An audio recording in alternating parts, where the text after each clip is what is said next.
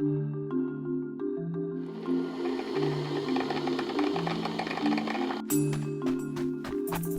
you want to be important, wonderful. If you want to be recognized, wonderful. If you want to be great, wonderful.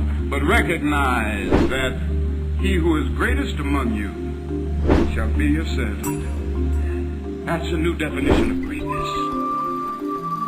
This morning, the thing that I like about it, by giving that definition of greatness, it means that everybody can be great. Because everybody can serve. You don't have to have a college degree to serve. You don't have to make your subject and your verb agree to serve.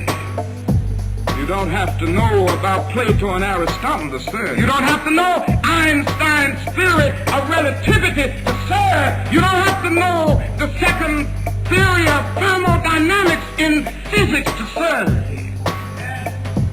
You only need a heart full of grace. Soul generated by love. You can be that servant.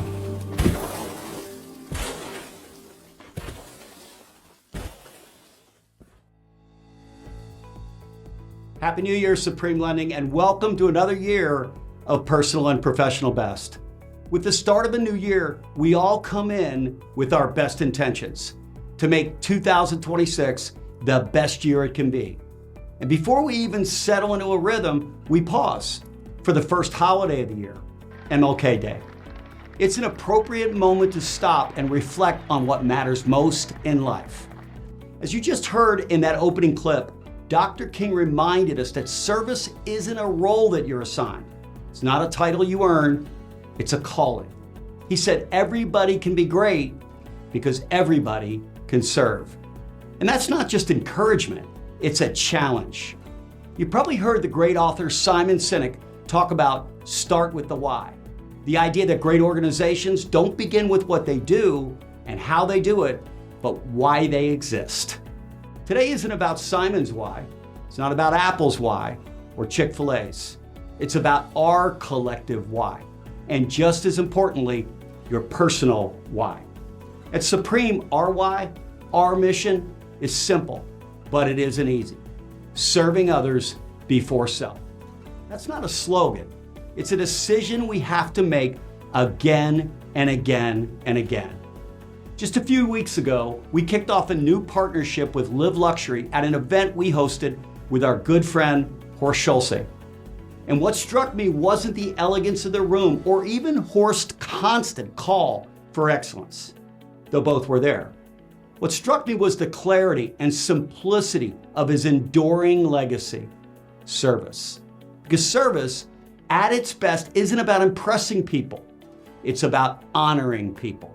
So today is a recommitment, a reset, a reminder of why we're here, not just as professionals, but as people. Which brings us to a really important question. What is service, really? Because if we're going to serve others before self, we better be clear on what that looks like every day in real moments with real people. And there's no one better in the world to help us define that than Horst Schulze himself.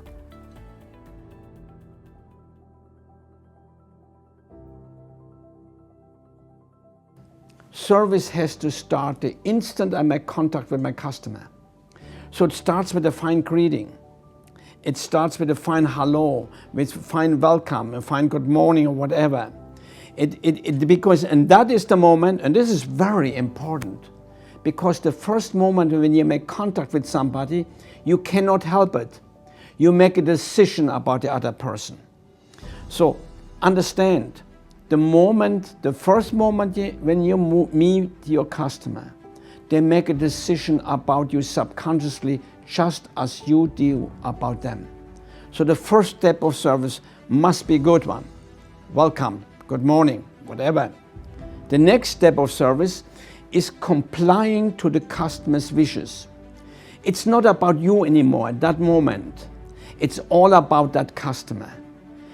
In your heart, it must be about them. In your heart, You must want to do the best for them, understand what they want, what is best for them, and help them to obtain it. That's compliant to guest vision. That's the second step. The third step is to find farewell. I'm delighted that you allow me to serve you. Thank you for allowing me to serve you. Have a nice day. That's what it is. From the beginning to end, that is service. And that has to be in your mind. I'm here to help them. The customer will know that. And that is relationship again. And that again moves the customer to be loyal to you. What I love about what Horst just shared is how simple it is.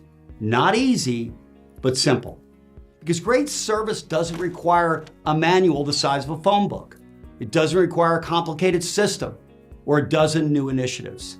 It comes down to 3 moments, 3 opportunities we all have every single day in every interaction. Welcome, comply, and farewell. That's it. Welcome people well. Make them feel like you care they're here. Honor why they came to you in the first place. And make sure they leave feeling respected, valued, and cared for. Say it with me in your head for a second. Welcome, comply, farewell. If we get those 3 right, service excellence isn't complicated. It becomes repeatable, becomes intentional, becomes part of who we are. And here's the thing, this isn't just true in luxury hotels or 5-star experiences. It's true everywhere people interact with other people. Because at the end of the day, no matter who you are, where you work, or what business you're in, everybody wants the same 3 things. And Horst Schulze has a remarkably clear way of defining exactly what those 3 things are.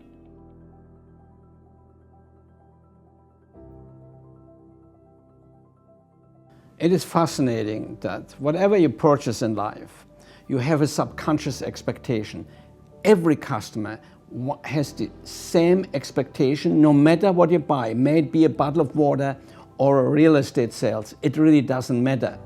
What the customer expects subconsciously, and I want to make sure now that we understand the subconscious is stronger than the conscience.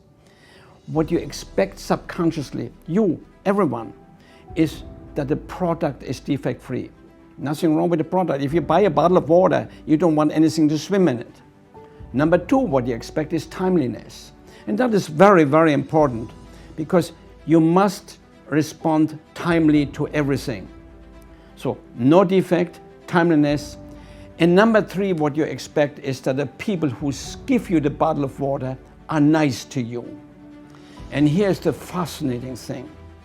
The being nice, that relationship moment is the greatest driver of customer loyalty and customer satisfaction eventually.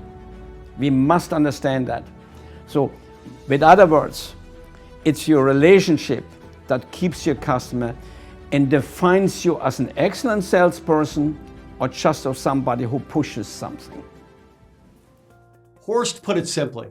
At the end of the day, everybody wants the same 3 things. They want the service defect-free. They want the service on time. And they want the service from you to be nice. That's not a luxury standard. That's a human expectation.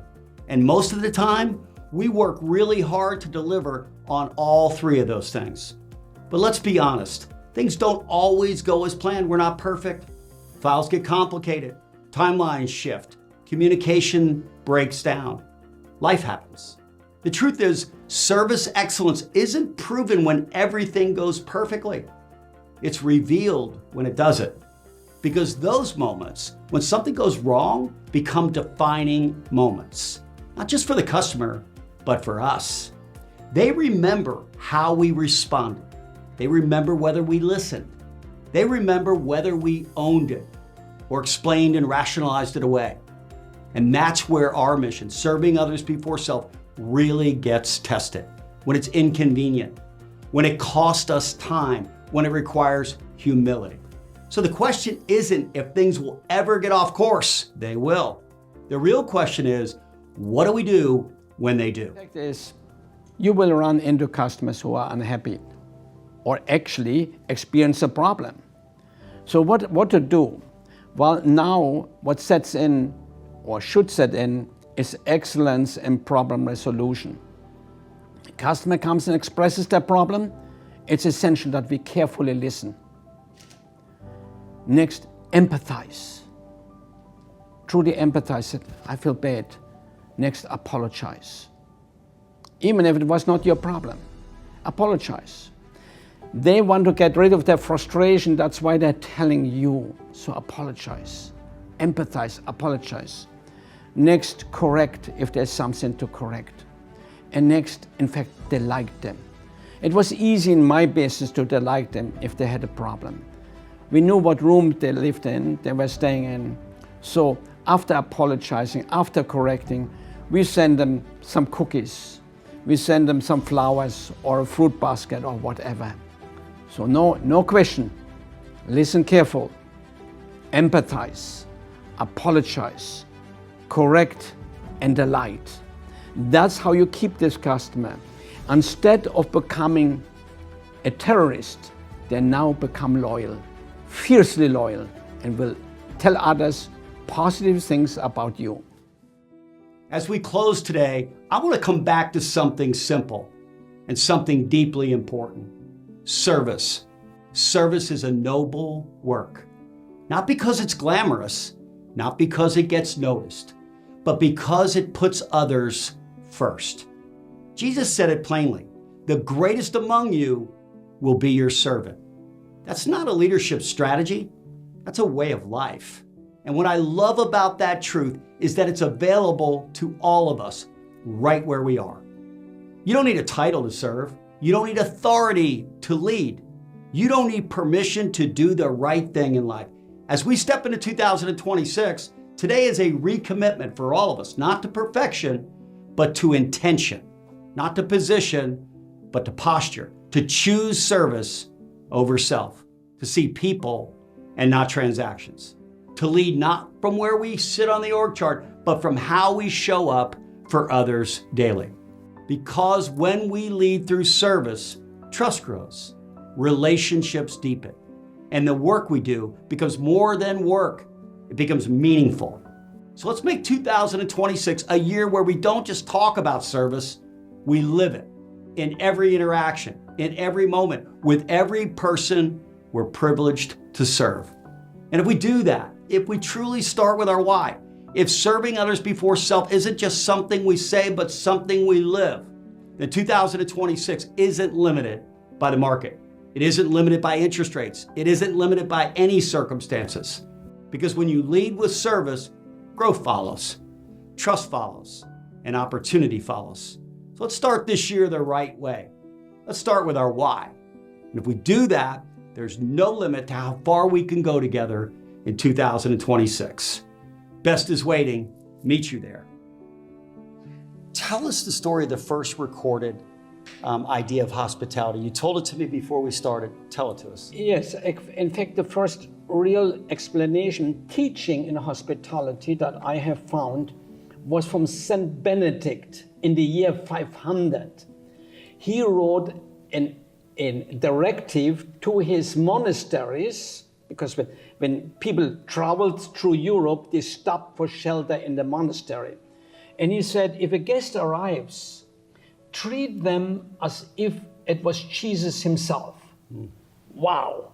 Now that sets the bar very high. In fact, he went on to say, if the abbé, the head of the monastery, if the guest is alone, the abbé should join the guest for dinner. Even if he's on the fast, break the fast so that the guest is not alone.